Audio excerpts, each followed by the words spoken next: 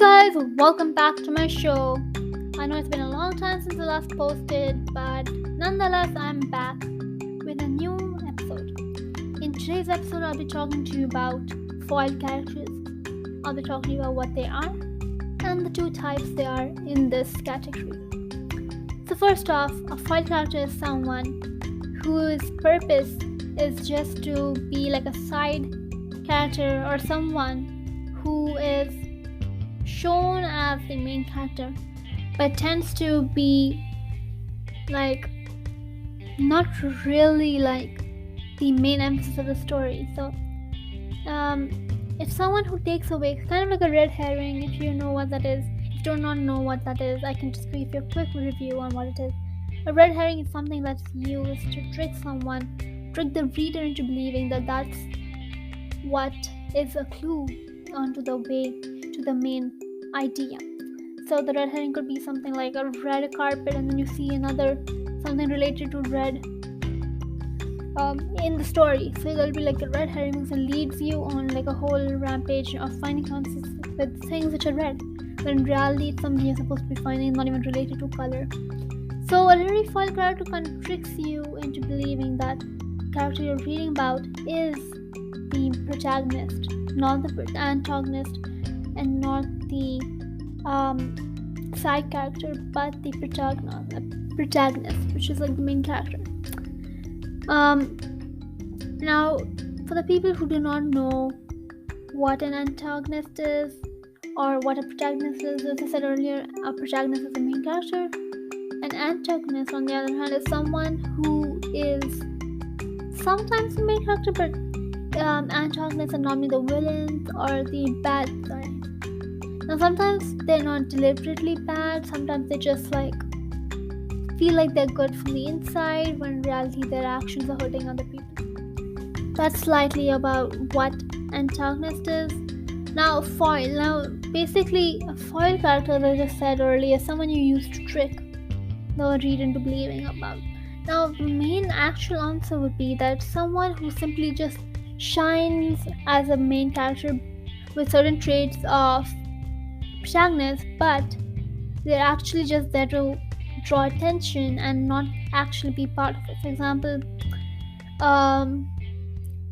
Hermione was kind of like a foil character in Harry Potter at some points in the story, but she did play a role, she just wasn't the main character. And that's what we realized once we found out that Harry Potter was the main character, since, well, the series name was Harry Potter and not Hermione Granger. Now the reason why foil characters are important is because it helps you as a reader or as a writer to understand your characters more deeply and envision them in your head. Now, without foil characters, your story could potentially not be the best it could be, and it might not capture the essence of your character.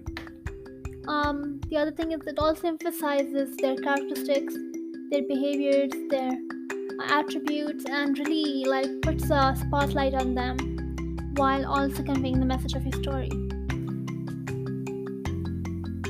It also puts your character into this kind of like bubble where they are put into different situations, made in such a way that they will go through obstacles, like daily life dilemmas and stuff like that. So it really helps to well-round your character and make them the best they can be. Now, do not get confused between a foil character and a round character.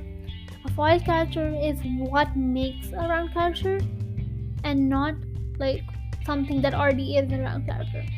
So being a foil character makes your chance of becoming round more, but not really, because Harry Potter was a round character, yet he was not a foil character, because the main story of Harry Potter was about Harry and slightly also about the villain of the story, but he was not a foil character, but he still had the attributes of both a main character and a foil character.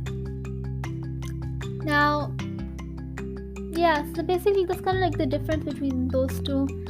Um, the main thing I would like to just say is that sometimes a foil character can take you onto a totally different direction per se, but because like they make you go in one direction of thinking when actually the character is trying to convey or say something else. Another thing I would just like to say is that most foil characters talk in riddles.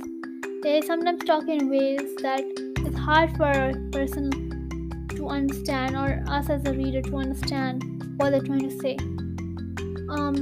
Sometimes, this is very rare though, the prompt of being a foil character is mostly in classics or fantasies where they're jesters or some kind of character which is kind of on the side path. Now, the last and final thing I want to talk about is the examples of foil characters.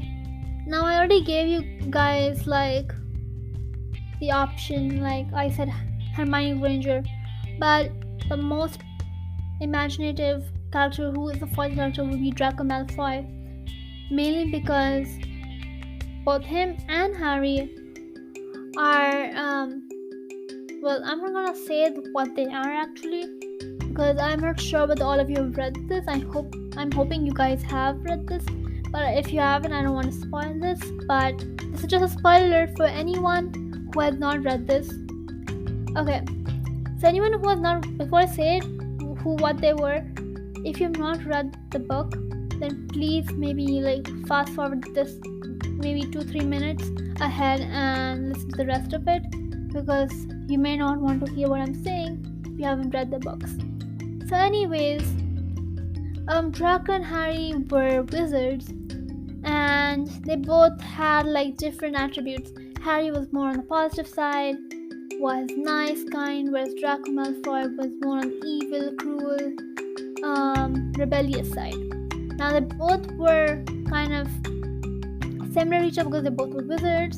They both had magical attributes and stuff like that, but one used it for good and the other used it for bad. So that's what's making Draco Malfoy kind of like the foil character. And yeah, well, that's the only example I really wanted to add because, well, other ones are kind of vastly different, so it's kind of hard to say which one is a foil character and which one is not. Now, here's the task for you guys. If you guys clearly remember, if you've seen my previous episode where I interviewed Sylvia Leo, I told you guys, well, not Sylvia Leo, sorry, I meant to say the conversation I had with the young writer named Taylor. I told you guys to take out a notebook and write stuff. Now, if you guys can quickly bring up that same notebook I told you to write in that day and pull up a new page and write, like this is an exercise, alright?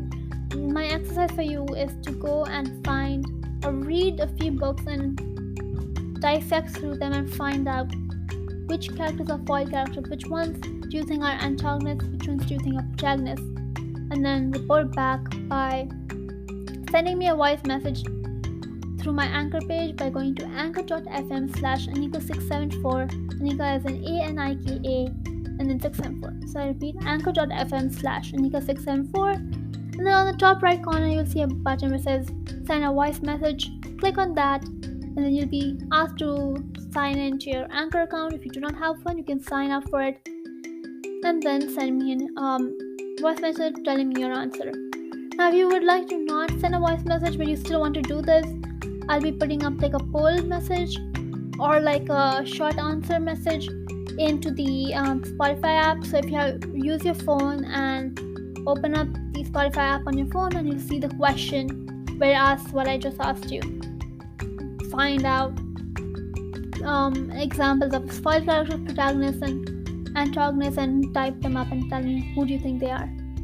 And then I'll be discussing them in the next episode where I just tell you guys whether you guys were right or wrong. Anyways, guys, that's the end of the episode today. I hope you enjoyed, and I'll see you all next Sunday. Have a great day and keep reading and writing. Bye, guys.